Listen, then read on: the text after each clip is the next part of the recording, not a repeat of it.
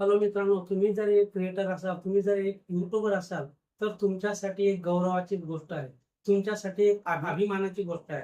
कारण या ठिकाणी गव्हर्नमेंटने नवीन क्रिएटरांसाठी एक बिल पास केलेले आहे. त्या बिलाचे नाव आहे द नॅशनल क्रिएटर इकॉनॉमी. तर हे बिल ऐकून तुम्हाला खूप आनंद होईल. तर त्यासाठी मित्रांनो हा व्हिडिओ पूर्ण बघा. हा व्हिडिओ जर तुम्ही पूर्ण बघितला नाही, तर तुम्हाला काहीही कळणार नाही की गव्हर्नमेंटची या क्रिएटरांबद्दल काय पॉलिसी आहे. आणि नॅशनल क्रिएटर इकॉनॉमिक बिल या बिलामध्ये क्रिएटरांसाठी काय काय सांगितलेले आहे. तर यासाठी व्हिडिओ पूर्ण बघा. हा व्हिडिओ बघितल्याच्या नंतर तुम्हाला पुन्हा नवीन व्हिडिओ बनवण्यासाठी मोटिवेशन मिळेल आणि म्हणून तुम्हाला आता असे वाटेल की मला दुसरं काही करायचं नाही, मला युट्यूबर बनायचंय, मला क्रिएटर बनायचं आहे. तर हा व्हिडिओ त्यासाठी तुम्ही जरूर पूर्ण बघा. तर गव्हर्नमेंटने हे बिल पास केलेले आहे, the national creator economic bill. तर मित्रांनो, या अगोदर बरेच सारे लोक आर्टिस्ट असेल किंवा युट्यूबर असेल त्यांच्यासाठी लिगली सुरुवातीला काही आयडेंटिटी नव्हती.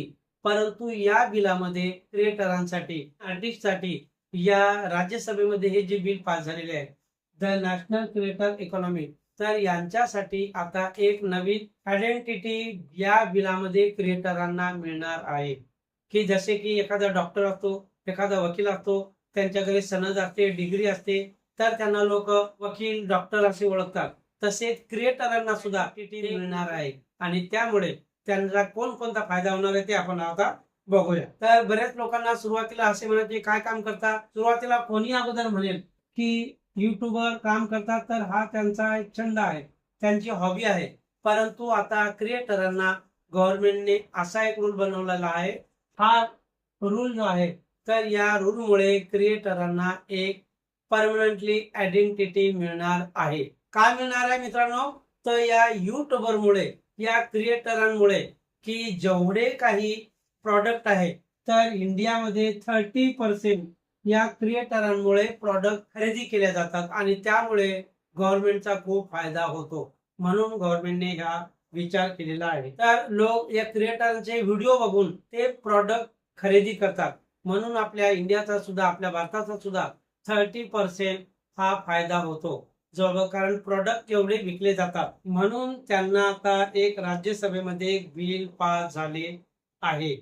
क्रिएटरांना एक आयडेंटिटी मिळणार आहे, कारण त्यांच्यामुळे दरवर्षी 25% पुन्हा वाढ होत चाललेली आहे.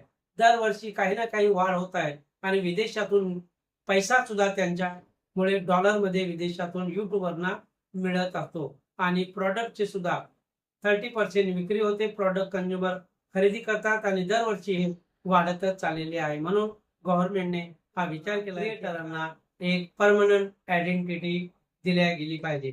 ज्याप्रमाणे वकिलांना असते, डॉक्टरांना असते, त्याचप्रमाणे आता त्यांना सुद्धा एक आयडेंटिटी मिळणार आहे. तर कोणकोणते आयडेंटिटी मिळणार आहे? त्यांना आता एक हेल्थ इन्शुरन्स मिळणार आहे. हेल्थ इन्शुरन्स सुद्धा मिळणार आहे. जसे गव्हर्नमेंटच्या लोकांना मेडिकल असते, त्याचप्रमाणे क्रिएटरांना सुद्धा हेल्थ इन्शुरन्स, मेडिक्लेम सुद्धा गव्हर्नमेंट देणार आहे. दुसरा मुद्दा, रिटायरमेंट बेनिफिट सुद्धा मिळणार आहे. तर ह्या सगळ्या गोष्टी क्रिएटरांना या बिलामध्ये मिळणार आहेत. आणि मित्रांनो, या क्रिएटरांना कुठल्याही गोष्टीचे जेव्हा आता प्रमोशन करायचे असेल, तर एखादी पॉलिसी असते, फेक पॉलिसी असते, परंतु आता ते काय फेक होणार नाही, सगळं लिगली काम होणार आहे. तर क्रिएटरांना कुठल्याही प्रॉडक्टचे काय प्रमोशन करायचे असेल, तर लिगली त्यांचे डॉक्युमेंट तयार होणार, त्यांच्या जीएसटी प्रमाणे त्यांना बिल भेटणार. म्हणजेच या सगळ्या कारोबारावर, आपल्या क्रिएटरांच्या, युट्यूबरांच्या कारोबारावर आता गव्हर्नमेंटची नजर राहणार आहे आणि त्यामुळे गव्हर्नमेंट आपल्याला त्या सगळ्या सुविधा देणार आहे. तर त्याचे प्रॉपर, एखाद्या कंपनीचे आपण जर प्रमोशन केले, तर त्याचे बिल होणार, प्रॉपर जीएसटी काढून त्याचे आपल्याला पेमेंट मिळणार. परंतु सुरुवातीला असे होत नव्हते. एखादा कोणी कंपनी आली, आपण काम केले आणि नंतर एका 12 महिन्याच्या नंतर ती कंपनी पळून गेली. परंतु असा होणार नाही. आता प्रमोशन करायचे असेल तर गव्हर्नमेंटच्या थ्रू त्याचे सगळे डॉक्युमेंट बनणार आहे आणि आपल्याला जीएसटी वजा करून त्याचे पैसे सुद्धा मिळणार आहे आणि प्रॉपर बिल सुद्धा मिळणार आहे. म्हणजे आता सर्व काही गव्हर्नमेंटच्या नियमाप्रमाणे होणार आहे. कुठलीही कंपनी आता क्रिएटरांना धोका देऊन पळून जाणार नाही. आणि दुसरी गोष्ट मित्रांनो, जेव्हा एखादा युट्यूबर एखाद्या घरासाठी किंवा गाडी घेण्यासाठी जेव्हा बँकेमध्ये लोन घेण्यासाठी जात होता, तेव्हा त्यामध्ये एक त्यांचा फॉर्म असायचा. तर त्या फॉर्ममध्ये लिहिले असते, तुम्ही सॅलराईज आहे का? तुम्ही सर्व्हिस करता का? तुम्ही बिझनेसमॅन आहे का? आय-टी फाईल भरता का?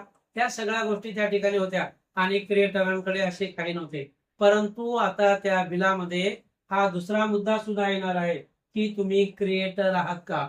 तुम्ही युट्यूबर आहात का? तर ज्याप्रमाणे सॅलराईड आहे, बिझनेसमॅन आहे किंवा रिटर्न फाईल तुम्ही केली, त्याचप्रमाणे हा क्रिएटरांचा सुद्धा तिसरा पॉइंट त्या ठिकाणी राहणार आहे.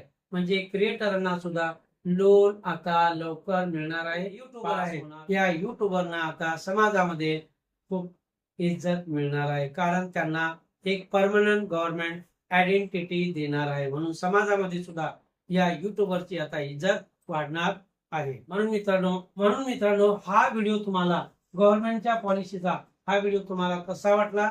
नक्कीच आवडला असेल तर शेअर करा, लाईक करा, कमेंट करा आणि व्हिडिओला सबस्क्राईब करायला विसरू नका. भेटूया अशाच एका नवीन व्हिडिओमध्ये. तोपर्यंत बाय बाय.